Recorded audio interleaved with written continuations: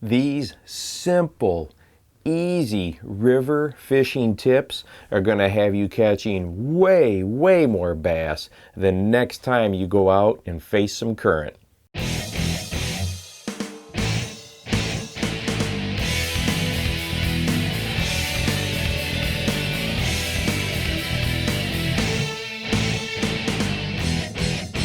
Hi there, welcome to the Bass Fishing Life. I'm your host, Steve Rogers. Hey, before the video gets going, make sure that you hit that subscribe button and punch that notification bell. We have brand new videos come out 3 times a week on Sundays, Tuesdays, and Thursdays. And if you want even more information, make sure to check out our new blog site, thebassfishinglife.com. Thank you so very much. Well, I have been really fortunate to get to spend some time on rivers, and I really like fishing small rivers, rivers that you can take float trips on, fish in a small little 8-foot boat or even a kayak, but I also really enjoy fishing big river systems also.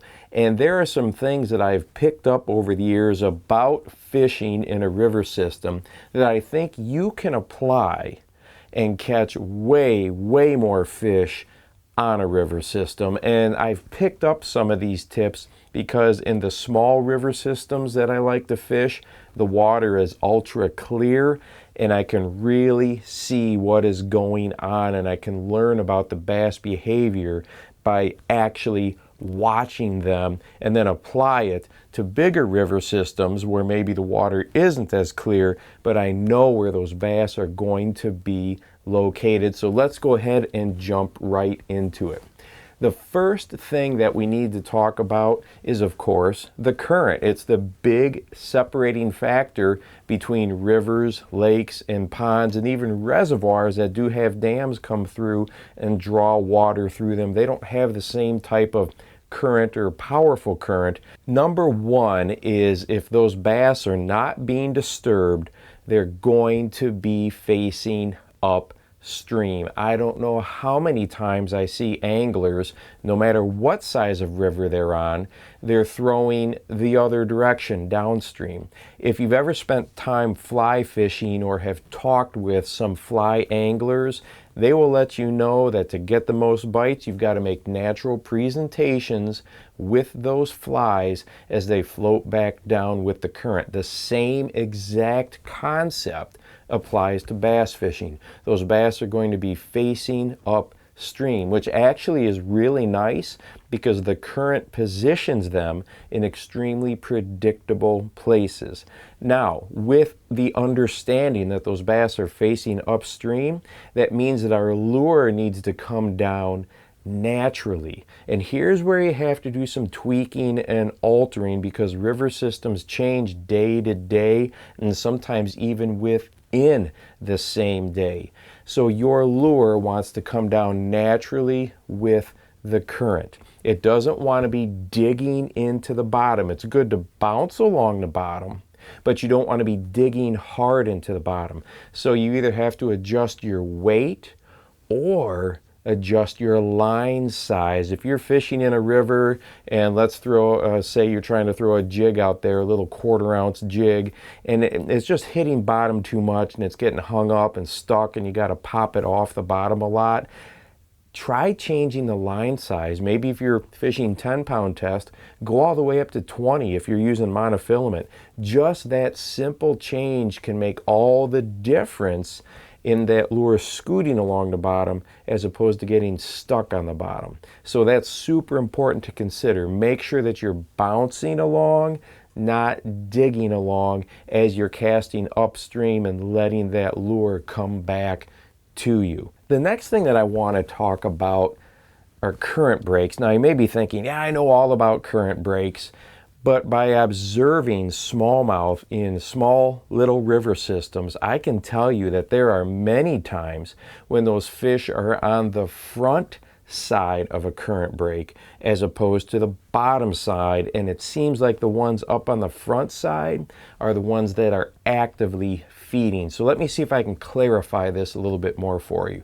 So let's say we've got a boulder sitting right here in a river system and the current is washing this way. We know on the back side of the boulder there's going to be an eddy pool right there where the bass can sit comfortably. But on the front side, when that water comes down and splits around that rock, right at that split, there is an eddy pool right there as well. There's some slack water, and a bass can sit in that slack water and see everything that is coming down. And I have found that the fish that are most aggressive, sometimes even the larger fish, are on the front side of that current break, but oftentimes as anglers, we only focus on the back. So I promise you, hit the front side and you're going to end up coming away with some aggressive strikes. Those bass see that food floating down to them. Now, with that said, with eddy pools and the front side of current breaks, we also have to be very aware of larger eddy pools or slip lines where you've got water doing a couple of different things. And this oftentimes happens on a bend, okay, where that river starts to take a turn, and you're actually going to have a pretty large spot where that water kind of turns and goes back upstream. And those little seams, those slip seams where you got currents at two different speeds, are excellent places that will hold minnows, and you'll see all kinds of small little bait fish kind of hanging out in that bigger eddy pool area. So make sure you target those as well. You want to hit every type of current transition that you can find. My next tip is one that it took me a while as a beginning river angler to finally click. And we know that rivers put these bass in predictable positions, but when you finally get a spot where you get a bite, slow down, drop an anchor, put that trolling motor on, spot lock, whatever you've got to do. Those areas usually hold pretty good numbers of fish. I cannot tell you how many times I've come down a small river system and I don't see one smallmouth hanging out in an area alone. If there's one smallmouth, you look around carefully, there's 10, 15, 20 smallmouth in this one spot. So if you catch one, slow down, stop, fish that area thoroughly, because there is something there that they like. So make sure you really take that into consideration. I've been up on the Mississippi River when I've had my brother and my two boys with me in the boat, and we were frog fishing, and we ran across an area in some of the backwaters that was maybe this big around, okay, this small little pocket in all this vegetation. And we were catching largemouth out of that pocket like this. We were not only doubles, 2 at a time, we were catching triples, 3 at a time. I wish I could have had an underwater camera and looked right there in that pocket. Those largemouth had to be stacked up like cordwood. We fished them hard for probably 20 minutes or a half hour, and it wasn't quite every cast, but it was almost every cast, and somebody was bringing a fish back. And like I said, they were in a super small spot, but that current was pulling by there and created this little slack water area where they could watch prey as it came down. It was absolutely amazing.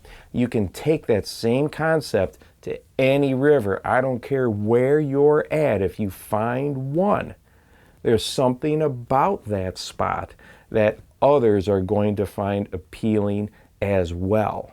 The other cool thing about a river system is if you pick off a great big smallmouth or largemouth on the front side of a current break, you can let it rest for a little bit and come back, and it's probably reloaded already. There's another fish right there, because as one comes out of there, another one is going to slip up into that spot. So you can go back through an area on a river system after you give it some rest, and you can catch them all over again. But you got to remember, they're using very small spaces. They're in tight, confined areas. And when you find one, you're going to find a bunch. Just like at home, if I get out of my lazy boy, doesn't take long and somebody else has jumped into that lazy boy because it's a good spot. And oftentimes it's the dog. Same concept applies when you are river fishing. There's a couple more things I want to go over. One is to understand that sometimes these current breaks are where we can't see them. A really good example is when you've got some downed trees, and we all know that we will fish where that trunk of that tree hits the surface of the water, usually up near the shoreline. But if that tree extends down under the water, there could be bass holding down lower where we can't see them as well. So we need to keep in mind that those current breaks are not always up at the surface where we can see them. The next tip I have when it comes to river fishing is I spend the majority of my time looking for hard bottom areas, whether that's rock, pea gravel, even sand. A good hard sandy bottom can be really good. Yet I try to avoid the muck bottoms or the muddy banks. I mean, I still catch fish in those areas, but for me, if I can pick a hard bottomed area, I'm going to choose that over a muck bottom any day of the week. So look for those areas, and especially if there's a lot of vegetation in one particular spot, there might be some hard open holes. Those are some really good places to target and key in on, where there might be some bass. They might be tucked into vegetation, but they're going to be looking into that open area to see prey as it's coming down to them. And the last thing that we need to talk about is deeper water access. And notice that I said deeper water access and not deep water. If you're fishing a small river system, deep water might be 4 feet.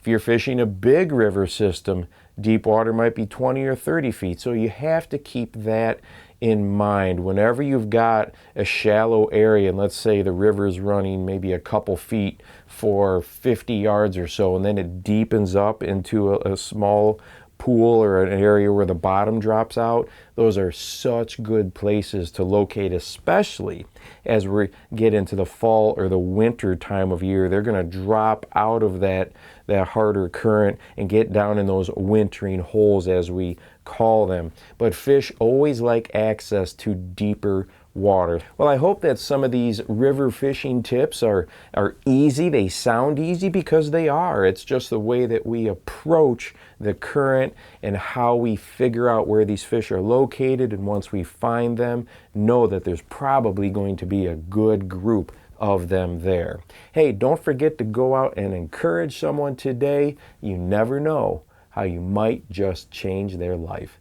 For the Bass Fishing Life, I'm your host, Steve Rogers.